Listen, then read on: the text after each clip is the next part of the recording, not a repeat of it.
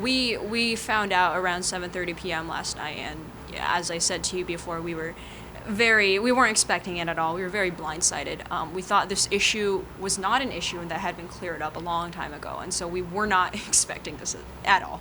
Part of UCOP policy that states that no non-university entity can raise fees, and since the Daily Californian is independent, we are technically non-university. However, we also are a registered student group. The Daily Californian is run by 200 students, and we're registered with a campus life and leadership, and that's how we are able to reserve rooms, rent tables, etc. And so when we were first talking to UCOP about this issue, they told us that we could create an MOU after it passed that would clear up this technicality. And we thought at the time, and we were given the impression that it was just going to be a technicality, that there was not going to be any financial oversight whatsoever, and that it was just no big deal, we'll do this afterwards.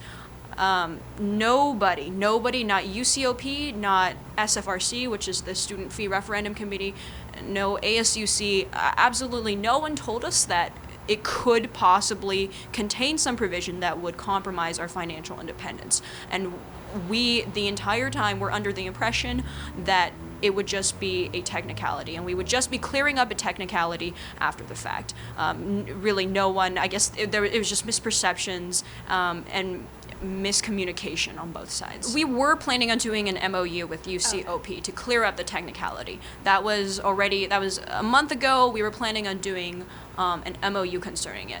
The problem was we were never told, or we were never given the impression that this MOU could possibly compromise independence in any way, and this wasn't made aware to us until last night.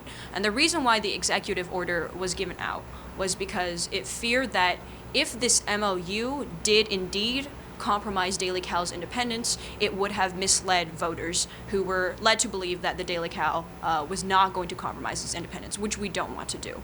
And so that was the reason for why you don't want to mislead voters, and this could happen, and that's why the executive order was issued. So in terms of the Senate meeting, I think we're gonna definitely ask to at least give us a week to work out this entire issue, and hopefully the Senate will table it tonight. That's our biggest hope. The biggest thing about this executive order is that it does have legitimate concerns. However, it is operating on an assumption, and that it assumes that this MOU is going to compromise Daily Cal's independence. However, the fact of the matter is, an MOU hasn't even been drafted yet. We haven't even received a draft of the MOU. And I've contacted the UCOP liaison today. I asked him, can you start drafting an MOU so we can even, so we can see if it's even valid, if these concerns are valid. And the fact, there are legitimate concerns as to why she issued it, but it is still speculating, and it is still assuming that this MOU could contain some sort of clause that would compromise independence. But the fact of the matter is, we currently don't even have a draft of the MOU, and that's the biggest problem. And that's why I believe, the Senate should at least table it, because we just don't know. And there simply is not enough information, there's not enough evidence, there's not enough proof to either uphold or overturn the order at this point. At this point, there's just no MOU to even look at. There's not enough information, and we should at least be given another week to take a look at it. So no matter what, it's staying on the ballot, because at this point it's too late to take it off of the ballot.